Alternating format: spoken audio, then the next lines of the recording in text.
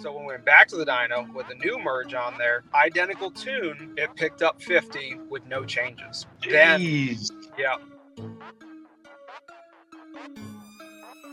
There we go. Showtime. It's showtime. All right, guys, welcome to episode 106 of the Drag Driver Pete Show, presented by Summit Racing. Well, let's jump into the JayWire Solutions so we can bring Mr. Richard Flint on here, because this is going to be a fun conversation, how you pick up 50 horsepower and keep the same tune. JayWire Solutions, marine car care. God dang it. Hold on. Sorry. Not marine car care. What the hell? JayWire Solutions. Yeah. JayWire Solutions is your expert car and marine wiring solutions you can trust. JayWire Solutions can wire and plumb your hot rod, your race car, your drag and drive car, or your sand rail. They can do that. Jay works on that all the time too. Plus, they offer different products to make your driving experience better. We talk about the blinker module every time, y'all. It is a must for drag and drive cars. This allows your blinkers to work just like your stock daily driver does. So typically in these aftermarket wiring harnesses, you put your foot on the brake and your blinker stops because it overrides it. So this eliminates that, fits right in there, just like a stock car. And that's exactly what you need for all of this. So JayWire Solutions is your solution for wiring and all that kind of stuff. Let's talk to Mr. Richard Flint here. I want to take these pictures down real quick. Man, where are you headed? What are you doing? And can I come with you? Absolutely, you can come. It's just a plane ticket away, buddy. Come on. We're heading up right now just to load the car up, grab the RV, and then we're hitting the road for Rockingham to go see our buddy Nate at Streetcar Bragging Rights. Man, I'm so jealous. So we won't keep you long. You've been backstage the whole time. I told you 8:15. It's 8:30. That's the way this thing rolls over here. So we'll roll here through pretty quick. So if you guys don't follow Richard, you haven't seen, but he's a great follow because the S2000 is absolutely insane. That car is amazing to watch. Super fast, primo stuff, right? So you've got on the dyno, but before that, so this is the picture you lead us with. You tell us you do this merge right here, right? Yep. And then you don't tell us how much more power it made. So you kind of let it dangle in there for a couple days, which is great, which is fine. It kind of helped build some drama. So It really got me thinking, right? Like why, and that's why you're on. I want to know kind of why you did it, how much more power it made, all that kind of stuff. So honestly, I was interested. You can see on that picture right there, the picture that's on the right-hand side was what it looked like before, and the one on the left is the after. So it was a sheer fab flange that had dual 3-inch into it, but it really had no merge. The actual flange itself had some CNC part of it that was merging, but if you looked at the inside of the flange, like it kind of ran into a wall in the back side of it. And we always just kind of, in the back of my mind, I always kind of thought it was probably a restriction, but I figured it wouldn't be a restriction until you made a buttload of power. So we kind of never made enough, in my opinion, to where I thought that was a restriction.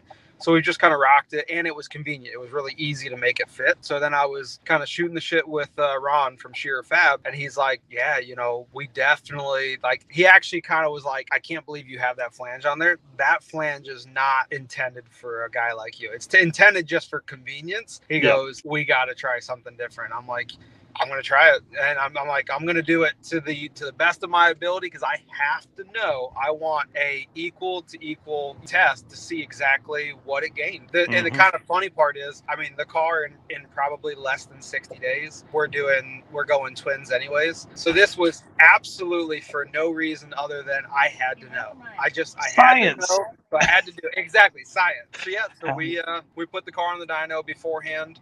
Just kind of made so we made a pull on wastegate, like 940, 960, something like that. Another pull with like 20 pounds of dome, made like 1,200 some change, 1,400, 17, 18, and then 9. And then once we were done with the merge, went right back to the dyno and then ran all the tune-ups exactly the same way. Now, the only thing we didn't do, I did not take it to the final number, the 1,900. I left it on the 1840 tune-up because we saw it picked up 50, but it wasn't really gaining like incrementally. So it really was kind of no point in running it any harder on the dyno. But interesting enough, it was pretty much optimized timing wise before. Didn't really want any more timing. If I put a degree in it, it'd pick up maybe like 10 horsepower. So wasn't enough to risk it. So when we went back to the dyno with a new merge on there, identical tune, it picked up 50 with no changes. Then out of curiosity, so we were at 1840. It was the 1840 tune-up.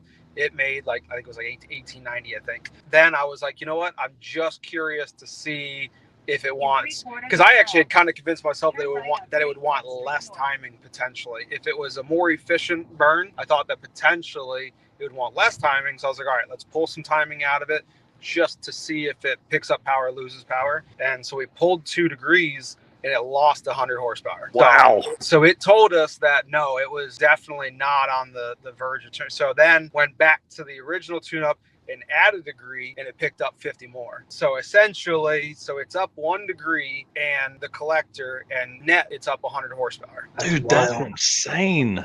Yeah, that's insane. Wow. And I didn't want to take it any. I mean, definitely, it was. I wanted to put more timing in it. I really did. So a guy like you that sees 1930, do you instantly go, man, can we put a 2 in the front of that? I almost did. But I care more. I care more about. So technically, it actually. So the car only makes peak power like 7,300 RPMs. Wow. But we turn it 8,500. And there's just some reasons with that. We know that engine is technically, it's a fuse. It is torque limited to a certain number. So we play that game of, it's about 1,500 foot-pounds of torque. So we play that game of running 1,500 foot-pounds of torque at 8,500 RPMs, which, equates to roughly, whatever, 1,900 horsepower. I have to do the math on it. As opposed to if we ran 1,500 foot-pounds at 6,000 RPMs, you're only going to make, whatever, 16, 17, 1,800. So we play that game where it makes more power and the engine doesn't really know it. But if we ever ran this thing at 50 pounds of boost like we do at 6,000 RPMs, it'd probably fold the rods over and shove them right out the block. So we play that line. Yeah. We actually treat it like a stock block is kind of how we treat it, like a stock block 5.3, except for it's built. So that's what allows us to get to that 2,000, because it's a very simple build. I mean, it's stock GM crank. As crazy as it sounds. Yep.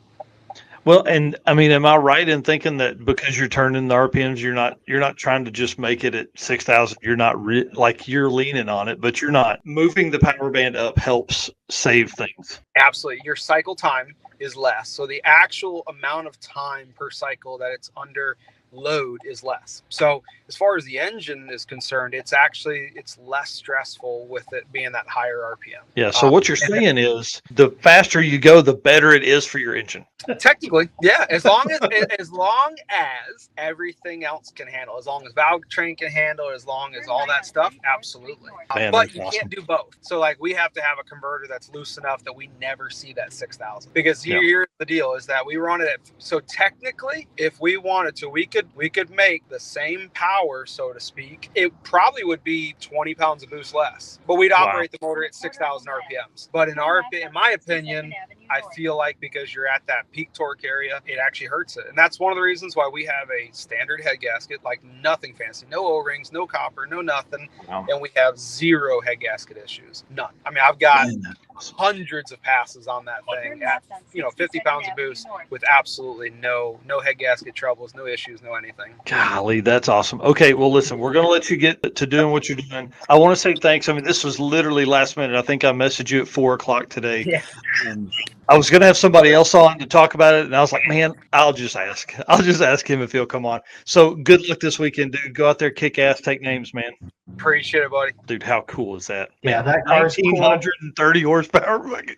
I don't even know. I wouldn't know what to do with all that. Do you see this car is the size of this table I'm sitting in front of? Yeah. I mean, it's about the same size as my 240, and I couldn't imagine 1,900 horsepower in that. That's crazy. Yeah, we'll have to have him back on after Streetcar Bragging Rights to hear about the event, but then 2, you heard the twinkle of, hey, I'm going to Twins. So he did all of this work, all this new silver piping, you guys. That's brand new for the folks who are listening on the podcast. You're looking at beautiful pie cuts and bends here, and a dynograph that says 1,931 horsepower. Does all that work because of science, man. I love it. That's what's great, man. That's what's great about car guys. There's definitely people smarter than me. That's for sure. Yeah. Azim here says, I'm just happy to be making 930. Dude, I'm happy if I make 530. Like that's why drag and drive is great, man. That's why car stuff is great. All right. Well, again, big shout out to JayWire. I actually messaged Jay Blanchard today, and he said he's a little under the weather, or he was going to come on and we were going to kind of dive into that with him. He's the smartest guy I know, so thought I would ask him. So anyways, big shout out to Richard, man. Thanks again. Appreciate you coming on. Literally last minute to talk about it. And I'm excited to see, that's another car build for us to follow. The drag and drive cars, lots of people are making upgrades, like Donovan Linwood, who's on in just a little bit to discuss all the changes he made to the Mustang. Well, guys, listen, we can't do this without you. I need a favor. I need you to go hit the share button right now. This show is going to be packed with race car friends all night long and a ton of drag and drive updates. So just want to say thanks for being our race car friends and being out there. We appreciate you guys and our sponsors, man. We can't do this without them. Summit Racing, Deech Works, Molly Motorsports, Driven Racing Oil, Howard's Cams, JayWire Solutions, WAF Racing, Performer Built Transmissions, Car Change 3D, Power Tube TV, Sweet Patina, and Racing Junk Classified. Y'all, if you're trying to spend some money on some car parts or some super sweet swag, jump in there, get your stuff at any of those spots right there. And then